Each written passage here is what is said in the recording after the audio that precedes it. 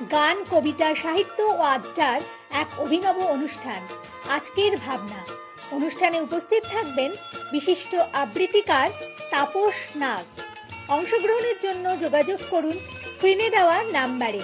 অনুষ্ঠানটি দেখুন প্রতিদিন সকাল 7:30।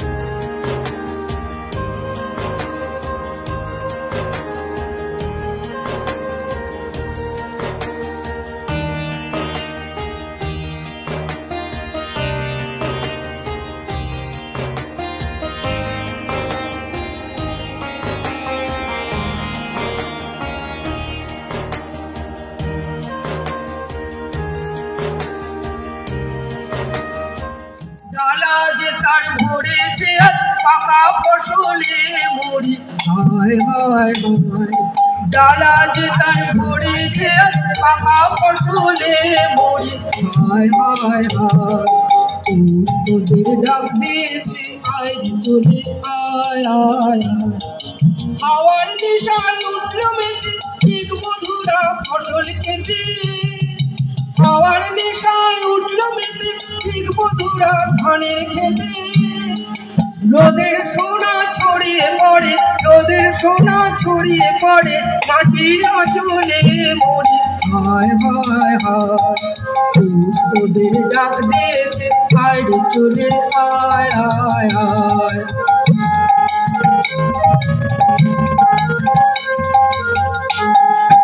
মাটির বাঁশি শুনে শুনে আকাশ খুশি হলো, ঘরেতে আজকে রবে গো খোলো খোলো দুয়ার, খোলো খোলো খোলো দুয়ার খোলো।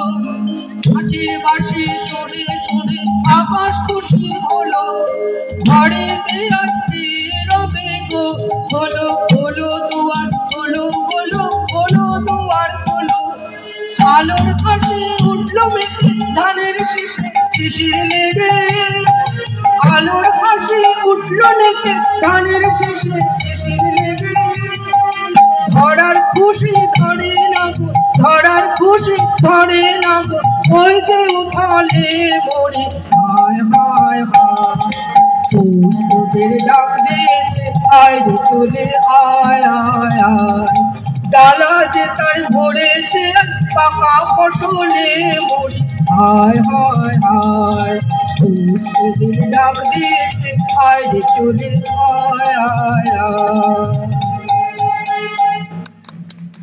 নমস্কার, আমি তাপস নাগ।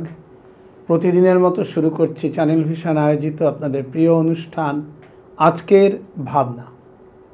আপনারা জানেন আজকের ভাবনা ইতিমধ্যেই বাংলা টেলিভিশন জগতে গত 6 বছর ধরে তার নিজস্ব মুনশিয়ানা, তার দক্ষতা এবং পাশাপাশি পশ্চিমবঙ্গের সাংস্কৃতিক মান উন্নয়ন এবং সুস্থ সংস্কৃতির প্রচার ও প্রসারে নিরলস সংগ্রাম করে চলেছে এবং পাশাপাশি চ্যানেল ভিশন কর্তৃপক্ষের মস্তিষ্ক প্রসূত এই অনুষ্ঠান এবং কর্তৃপক্ষের সহযোগিতায় এই অনুষ্ঠান কিন্তু ইতিমধ্যেই বাংলা টেলিভিশনের জগতে একটা নতুন অধ্যায় রচনা করেছে।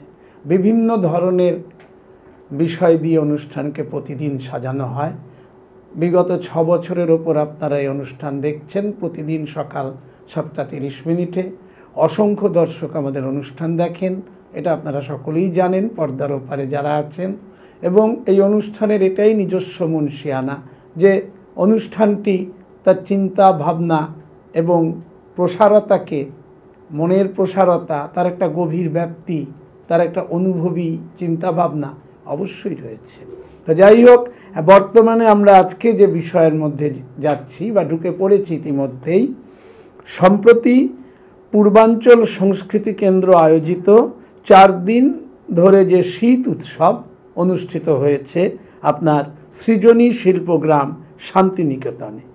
প্রথম দিন ছিল লোকগানের আসর, তৃতীয় চতুর্থ দিনে ছিল কবিতা উৎসব এবং দ্বিতীয় দিনে চিরন্তনী সংস্থার কর্ণধার বর্ণালী সরকারের তত্ত্বাবধানে শীতের উদযাপন এলো যে শীতের বেলা।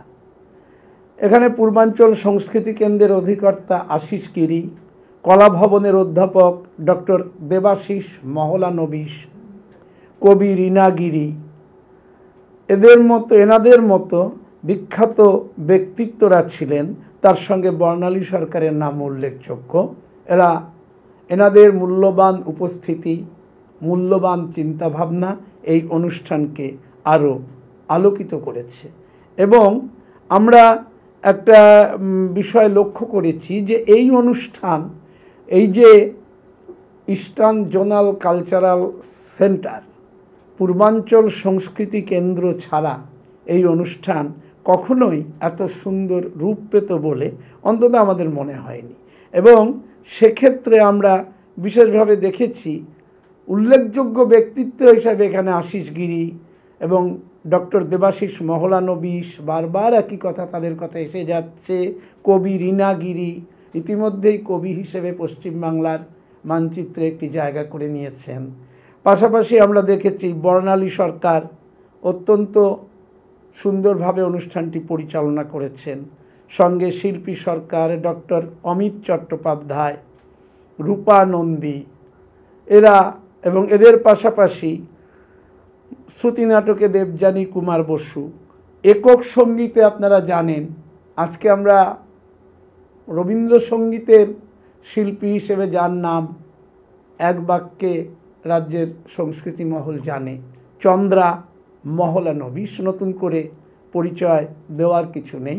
পাশাপাশি দর্পনারায়ণ চট্টোপাধ্যায়, বাসবী বাগচি, শ্যামলী মজুমদার, এরা প্রত্যেকেই স্বমহিমায় উজ্জ্বল ছিলেন। পাশাপাশি পত্রলেখার নিবেদনও ভালো ছিল। এছাড়াও আমরা সমবেত সঙ্গীতে কলাপি বা শান্তিনিকেতনের ঐকতান গোষ্ঠী, এইগুলোকে অস্বীকার করার কোনো জায়গা নেই এই সমস্ত সংগঠনগুলোর কথা। আর পাশাপাশি এই যে অনুষ্ঠানটি অবশ্যই সেদিনের শীতের সকাল একটা নতুন মাত্রা যোগ করেছিল। শীত যে এত মধুরভাবে ধরা দিতে পারে, এলো যে শীতের বেলা, নামকরণেই তার সার্থকতা। বহু বিশিষ্ট ব্যক্তি শান্তিনিকেতনের সেই দিনের অনুষ্ঠানে উপস্থিত থেকে অনুষ্ঠানটিকে অত্যন্ত সুন্দরভাবে তুলে ধরেছেন। এবং পাশাপাশি আমরা বারবার একজনের কথা বলতেই হবে, কলা ভবনের সেই ব্যক্তিত্ব ডক্টর দেবাশিস মহলানবিশ। তার মূল্যবান বক্তব্য সেদিন কিন্তু খুব স্বল্প কথায় যে বিষয়টা মানুষের মধ্যে পৌঁছে দেওয়া যায় গুরুত্বপূর্ণভাবে, এই ধরনের একটা মূল্যবান বক্তব্য সেদিন আমরা পেয়েছিলাম। যাক, আমরা ধীরে ধীরে এগোচ্ছি। আমরা প্রথমে একটি সাক্ষাৎকারের মধ্যে যাব অনুষ্ঠানে, এবং সেই সাক্ষাৎকারটি যিনি নিয়েছিলেন উনি হলেন কলা ভবনের প্রাক্তনী সুনন্দা সান্যাল, তিনি ইস্টার্ন জোনাল কালচারাল সেন্টারের ডিরেক্টরের অর্থাৎ ডক্টর আশিস গিরি, তার মূল্যবান সাক্ষাৎকারটা আমরা সেদিন পেয়েছি। আমরা একটু তার মূল্যবান সাক্ষাৎকারে চলে যাচ্ছি। এখানে উপস্থিত হয়েছি পূর্বাঞ্চল সাংস্কৃতিক কেন্দ্রের অধিকর্তা আশিস গিরির মহাশয়ের কাছে।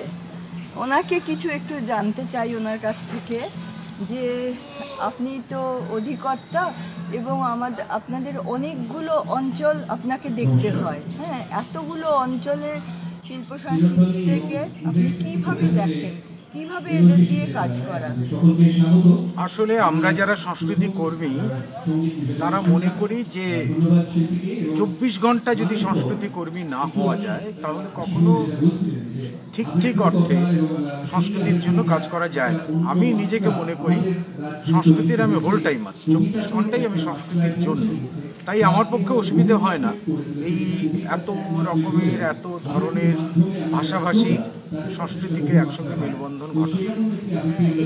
শিল্প সংস্কৃতির প্রতি যে তীব্র ভালোবাসা, এটা না থাকলে কখনো এটা সম্ভব হয় না। হ্যাঁ, ঠিকই বলেছেন। আর যেটা হচ্ছে যে আরেকটা হচ্ছে যে আপনার এখানে তো ক্রাফট, যেটা আমাদের বিভিন্ন অঞ্চলের ক্রাফট বিভিন্ন রকমের হয় এবং তার সঙ্গে সাহিত্য, লোকশিল্প, যেটা লোকসংস্কৃতি, এইগুলোকে কিভাবে মেলবন্ধন করেন আপনি? আসলে আমরা ভারতবর্ষের সংস্কৃতি মন্ত্রকের অধীন সারা ভারতবর্ষ জুড়ে 7টি জোনাল কালচারাল সেন্টার আছে। তার মধ্যে অন্যতম একটি EZCC বা ইস্টার্ন জোনাল কালচারাল সেন্টার। আমাদের জোনাল কালচারাল সেন্টারগুলোর মূল উদ্দেশ্য হচ্ছে লোকায়ত শিল্প সংস্কৃতি, লোক এবং আদিবাসী শিল্প সংস্কৃতির বিকাশ, পরিস্ফুটন, পরিচর্যা ইত্যাদি করা।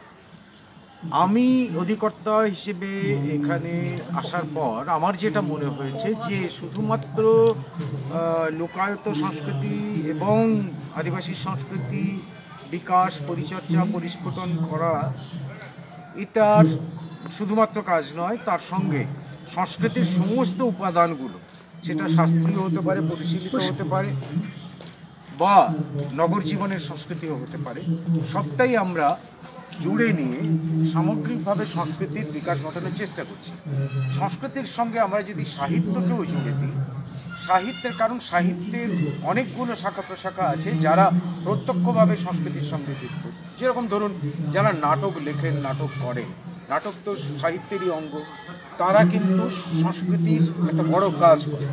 তেমনি যারা ধরুন নৃত্য পরিবেশন করে, তারাও সাহিত্যের একটি বিভাগকে অনুসরণ করে কোনো কাহিনী বা কথকতা ইত্যাদি লোকনৃত্যের কথা বলছি, যে তাকে অনুসরণ করেই করে। তাহলে যেরকম আমাদের ছৌ তো রামায়ণ, মহাভারত ইত্যাদির কাহিনী নিয়ে, বেদ পুরাণের কাহিনী নিয়ে অনেক নৃত্যশৈলী আছে যেগুলো মঞ্চে পরিবেশিত হয়। তাহলে সাহিত্যকে বাদ দিয়ে তো কিছু হতে পারে না। তাই সাহিত্যের সঙ্গে আমি যদি সংস্কৃতিকে জুড়ে দিই তাহলে মনে হয় একে অপরের পরিপূরক হিসেবে কাজ করি। তাই সাহিত্যের সঙ্গে সংস্কৃতি, সংস্কৃতির সঙ্গে কারিগর, শিল্প, তার সঙ্গে যেরকম এবারে আপনারা দেখবেন আমরা এই পূর্বাঞ্চলীয় লোক মহোৎসবে আমরা একটা কুইজিন হাটও করেছি, খাওয়া দাওয়ার জায়গা। সেখানে ভারতবর্ষের বিভিন্ন প্রদেশের খাবার নিয়ে তারা এসছেন, তারা স্টল দিয়েছেন এবং মানুষ তার স্বাদ অনুভব করছে। কারণ খাদ্য শিল্প একটি অন্যতম শিল্পশৈলী যার মধ্যে সাহিত্য, সংস্কৃতি সবটাই জুড়ে আছে। মানুষের খাদ্যাভ্যাস শুধুমাত্র তার জীবনচারণের ওপর বা জীবনযাপনের ওপর নির্ভর করে না, তার সাংস্কৃতিক ঐতিহ্য বোধের ওপরে নির্ভর করে। তাই সংস্কৃতির সঙ্গে খাদ্যাভ্যাস একটি বড় বিষয়। আমরা তাই সাহিত্য সংস্কৃতি উৎসবের সঙ্গে সঙ্গে একটা খাদ্য উৎসবও প্রচলন করি। এটা খুবই ভালো জিনিস। আর আপনি যে ছৌ নাচের কথা বললেন, ছৌ নাচের তো নৃত্যশৈলী একটা আছে, তার সঙ্গে সঙ্গে কিন্তু এই যে ওদের মুখোশ এবং ওদের যে কস্টিউমটা, এখানে কিন্তু আবার শিল্পর আরেকটা দিক চলে আসছে। হ্যাঁ, এবারে আপনারা শুধু ছৌ দেখবেন না, এখানে এবারে আমাদের পূর্বাঞ্চলের লোক মহোৎসবে ভারতবর্ষের প্রায় 12টি রাজ্যের শিল্পীরা এসেছেন। তার মধ্যে অন্যতম মধ্যপ্রদেশের বাধাই নাচ। আপনি যদি বাধাই নাচ দেখেন তাহলে দেখবেন তাদের কস্টিউম তাদের বাদনশৈলী, তাদের মুভমেন্ট সবটাই কোথাও না কোথাও মনে হচ্ছে যে আমাদের অন্তরের সঙ্গে মিশে যায়। অসাধারণ কালারফুল প্রেজেন্টেশন। তেমনি ধরুন যদি আপনি উত্তরপ্রদেশে যান, উত্তরপ্রদেশে ময়ূরী নৃত্য, তার সঙ্গে আমাদের এখানে যে উত্তরপ্রদেশের ময়ূরী নৃত্য মূলত হচ্ছে আপনার ওই বৃন্দাবন এই অঞ্চলের ব্রজ, যেটাকে বলা হয় উত্তরপ্রদেশের ব্রজ ডিভিশন, সেখান থেকে আসে। তাই আমাদের এখানকার যে বৈষ্ণবীয় শৈলীর যে সমস্ত নৃত্য বাদন ইত্যাদি রয়েছে তার সঙ্গে কোথাও মিলেমিশে একাকার হয়েছে এবং ভীষণ কালার।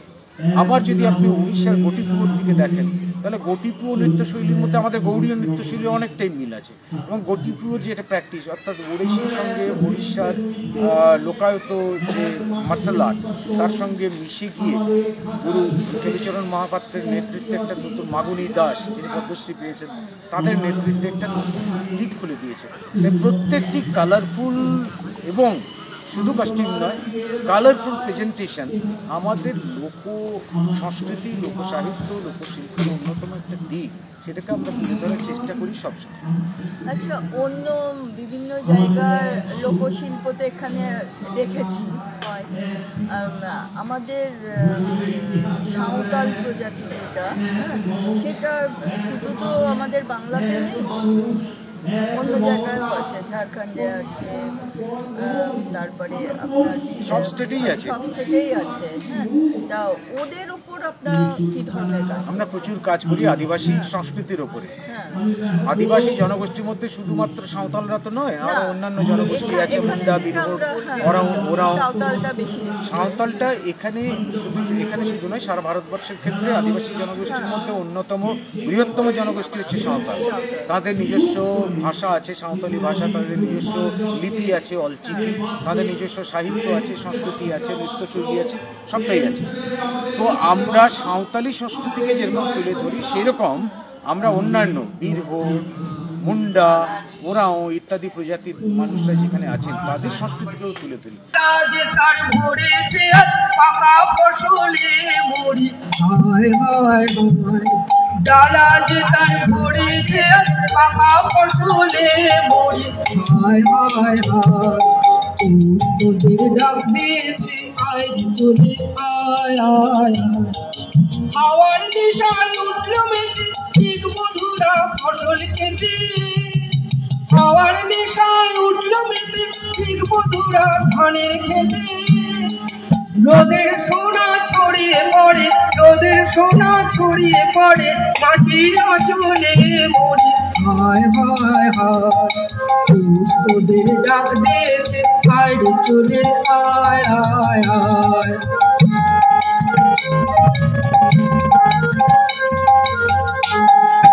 মাটির বাঁশি শুনে শুনে আকাশ খুশি হলো, ঘরেতে আজকে রবে গো, খোলো খোলো দুয়ার, খোলো খোলো খোলো দুয়ার খোলো। মাটির বাঁশি শুনে শুনে আকাশ খুশি হলো, ঘরেতে আজকে রবে গো, খোলো খোলো দুয়ার, খোলো খোলো খোলো দুয়ার খোলো। আলোর ফাঁসে উঠলো মেতে ধানের শীষে শিশির লেগে, আলোর ফাঁসে উঠলো নেচে ধানের শীষে শিশির লেগে, ধরার খুশি ধরে না গো, ধরার খুশি ধরে না গো, ওই যে উঠালে মরি, হায় হায় হায়, তোদের ডাক দিয়েছে আয় চলে আয় আয় আয়, ডালা যে তার ভরেছে পাকা ফসলে মরি, হায় হায় হায়, তোদের ডাক দিয়েছে আয় চলে আয় আয় আয়।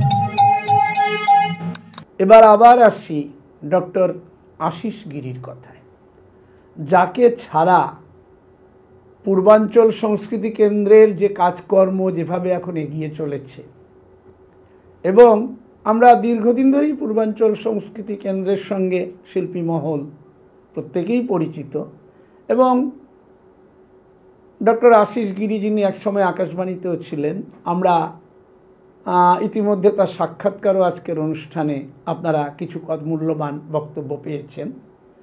আবার পাশাপাশি ওই দিনের মঞ্চে তিনিও কিন্তু একটা সুন্দর বার্তা মানুষের কাছে পৌঁছেছিলেন এবং তার বক্তব্য, তার চিন্তাভাবনা, পূর্বাঞ্চল সংস্কৃতি কেন্দ্রকে নিয়ে তার যে দিগদর্শন এবং পাশাপাশি ওনার একটা বিষয় বিশেষ করে আবৃত্তিকার হিসেবে আমার ভালো লেগেছিল, বাচিক শিল্পী হিসেবে আমার ভালো লেগেছিল, উনি কিন্তু বাচিক শিল্প নিয়েও যথেষ্ট চিন্তাভাবনা করেন। অর্থাৎ বাচিক শিল্প বা আবৃত্তি যে এখনও সেই অর্থে একটা মর্যাদার জায়গায় আসতে পারেনি বা এখনও বিভিন্ন রাজ্যে যে তার একটা প্রসার নেই, এই জায়গাগুলো কিন্তু তাকে ব্যথিত করেছিল। আমরা যদিও তার পুরো বক্তব্যটি আজকের অনুষ্ঠানে দেখাচ্ছি না, কিন্তু আমরা এই বক্তব্য, সেই দিন আমি অনুষ্ঠানে ব্যক্তিগতভাবে উপস্থিত ছিলাম, অত্যন্ত মনোযোগ দিয়ে তার বক্তব্য শুনছিলাম।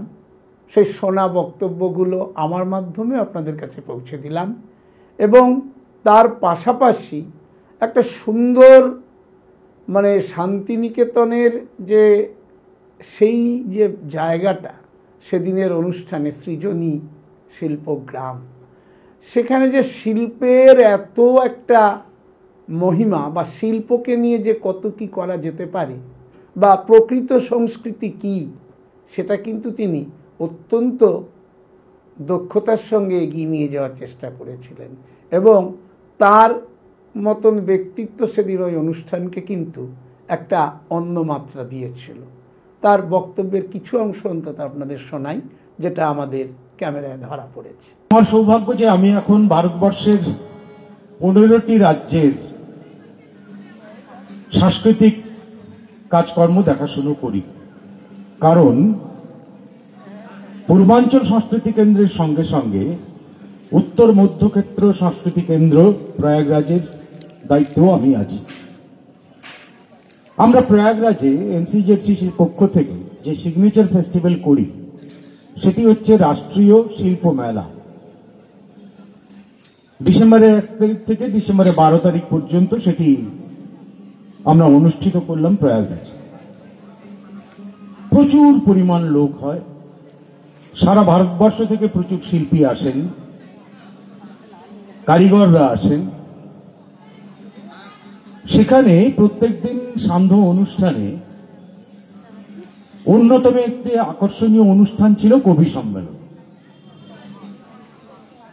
হিন্দিভাষী অঞ্চলে প্রয়াগরাজের অধীনে উত্তরপ্রদেশ, উত্তরাখণ্ড, রাজস্থান, হরিয়ানা, দিল্লি, মধ্যপ্রদেশ, এই রাজ্যগুলিকে আমাকে দেখতে হয়। তো এই রাজ্যগুলো থেকে কবি সম্মেলনের জন্য অংশগ্রহণকারী কবিরা এসেছিলেন।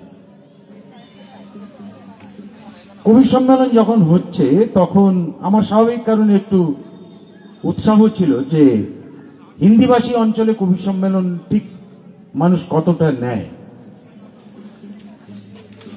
আমি অদ্ভুতভাবে দেখলাম যে কবি সম্মেলনের জন্য এত মানুষ জড়ো হয়েছেন এবং কবিরা তার নিজের কবিতা পড়ছেন, হাততালির পর হাততালি। আজ তার ভরেছে আজ পাকা ফসলে মরি, হায় হায় হায়। ডালা যে তার ভরেছে আজ পাকা ফসলে মরি, হায় হায় হায়। তোদের ডাক দিয়েছে আয় চলে আয় আয়।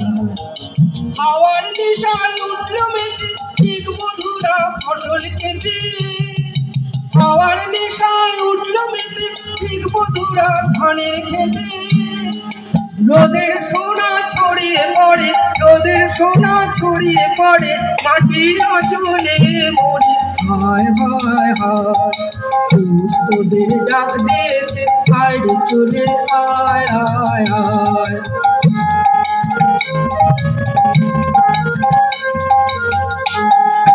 মাটির বাঁশি শুনে শুনে আকাশ খুশি হলো, ঘরেতে আজকে রবে গো খোলো খোলো দুয়ার, খোলো খোলো খোলো দুয়ার খোলো। মাটির বাঁশি বাঁশি শুনে শুনে আকাশ খুশি হলো, ঘরেতে আজকে রবে গো হলো হলো দুয়ার হলো হলো হলো দুয়ার হলো। আলোর কাশে উঠলো মেঘে ধানের শীষে শিশির লেগে, আলোর কাশে উঠলো নেচে ধানের শীষে শিশির লেগে। ধরার খুশি ধরে না গো, ধরার খুশি ধরে না গো, ওই যে উঠালে মরে হায় হায় হায়। তোদের ডাক দিয়েছে আয় রে চলে আয় আয় আয়, ডালা যে তার ভরেছে পাকা ফসলে মরি হায় হায় হায়। তোদের ডাক দিয়েছে আয় রে চলে আয় আয় আয়। পৌষ তোদের ডাক দিয়েছে আয়রে চলে আয় আয় আয়। এলো যে শীতের বেলা। রবীন্দ্রনাথ শীতকে নিয়েও যেভাবে জীর্ণ রিক্ত একটা ঋতু, যে শীত অনেক সময় রিক্ততা জীর্ণতার কথা মনে করিয়ে দেয়। অনেক সময় আমরা দেখি যে শীতটাকে অনেকে মনে করেন বোধহয় সেই অর্থে প্রাণোচ্ছল ঋতু নয়, সেই দিক থেকে যতটা না খাওয়া দাওয়া, নানান ধরনের মেলা অনুষ্ঠান, নানান ধরনের চতুর্দিকে একটা জমজমাটি আসর শীতকালটায় হয়ে থাকে। কিন্তু শীতের এই রিক্ততা নিয়ে অথচ এই শীতকে এত সুন্দর মনোরম করে যে পরিবেশন করা যায়, শীতের মধ্যেও যে একটা উষ্ণতা আমাদের আলিঙ্গন করতে পারে, শীত যে একটা সুন্দর রূপে আমাদের কাছে ধরা দিতে পারে, সেটা সেদিনের সকালে যারা উপস্থিত ছিলেন না তারা কতটা অনুভব করবেন আমি জানি না। এবং এই যে পৌষের ডাকে সেদিন সাড়া দিয়ে শান্তিনিকেতনের সৃজনশীল মানুষেরা, সৃষ্টিশীল মানুষেরা যেভাবে ভিড় করেছিলেন, যেভাবে তাদের চিন্তা ভাবনা চেতনা মানসিকতা দিয়ে এই অনুষ্ঠানটি দেখেছিলেন এবং অনুষ্ঠানটিকে শিল্পীদের যেভাবে উৎসাহিত করেছিলেন, এবং আমি শিল্পীদের কথা আগেই বলেছি, যে সমস্ত শিল্পীরা এদিনের অনুষ্ঠানে ছিলেন তাদের প্রত্যেকের পরিবেশনায় ছিল সুনিপুণতার ছাপ।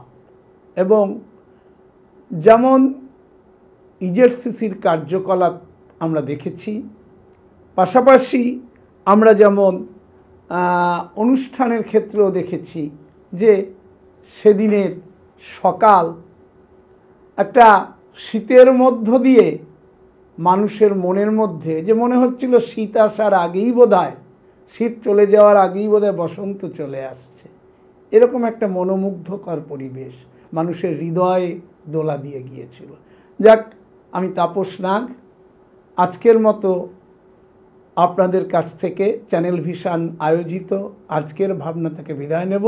তবে যাবার আগে প্রতিদিন যা বলে যাই, আগামীকাল থেকে সকাল 7:30 আবার দেখতে ভুলবেন না চ্যানেল ভিশন আয়োজিত আপনাদের এই জনপ্রিয় অনুষ্ঠান আজকের ভাবনা। নমস্কার।